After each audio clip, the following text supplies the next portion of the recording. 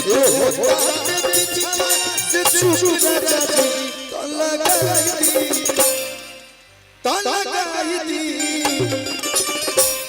हमरो तनी मनी डांस आवेला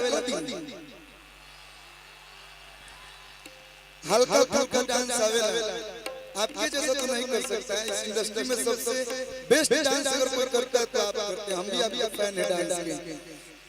एक ने गई आई दादा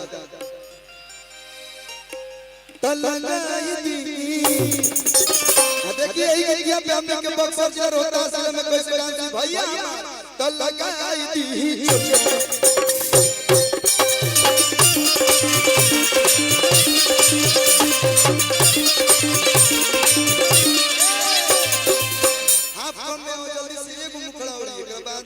ऐसे किनवावे एडमिशन होता को हमने ये हमरो बियाह में आइल रह हाफ कम 5.5 रोज रोज के घरवा के शासन पिया अब सहाई ननदो के भाषण पिया जदी रही जे इहे रहनिया तो घर पाका बोलाई प्रशासन पिया तो जब भाई कहता अरे तू ही बारू घर के अरे मलकिनिया हमर सार के अरे बहिनिया हो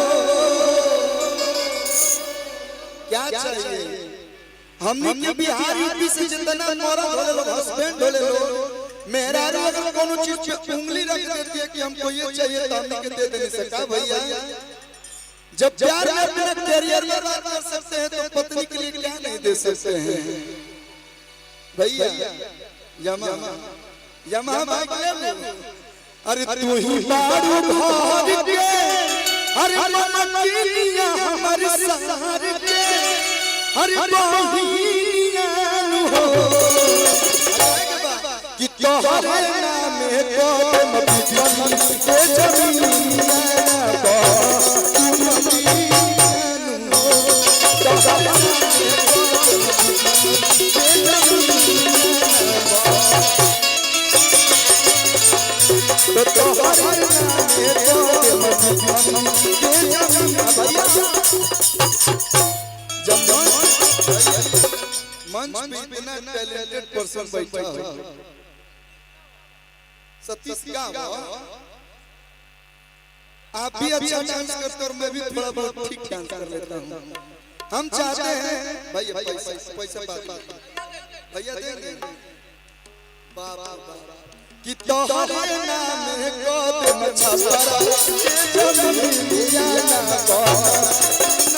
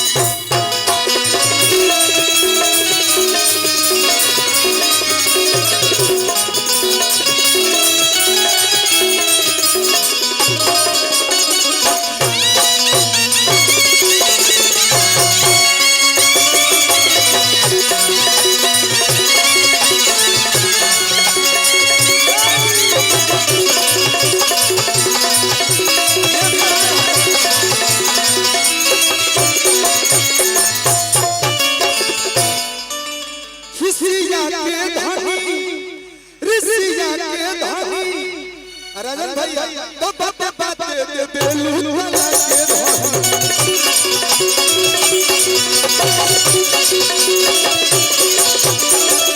जब बन राजा यो हमारी हाथ संभारा अपन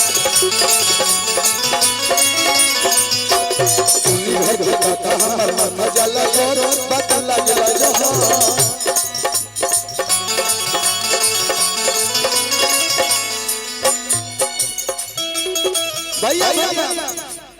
कि कोटि कोई से खेसारी जी के वैसे तो पत्नियां नाम नहीं लेती हैं, लेकिन भाभी जी आपको ये जी बोलती होंगी, लेकिन हम इसे गावत नहीं। कोटि कोई से खेसारी जी के दिया, अरे आई कोई से नीलिया हो, बोले रसूलपुर वाला लेबू कि मुंबई वाला लेबू कि तोहरे नाम को मछपरा के जमीनिया ना तू नगीना।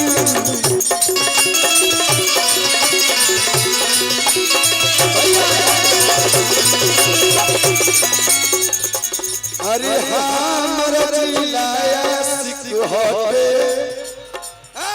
भैया कि हमर जिलाया सिख होते नाचया हम एगो बोले बनी वही पर कि अरे पान के पतैया जैसन पातर पातर यो छबा,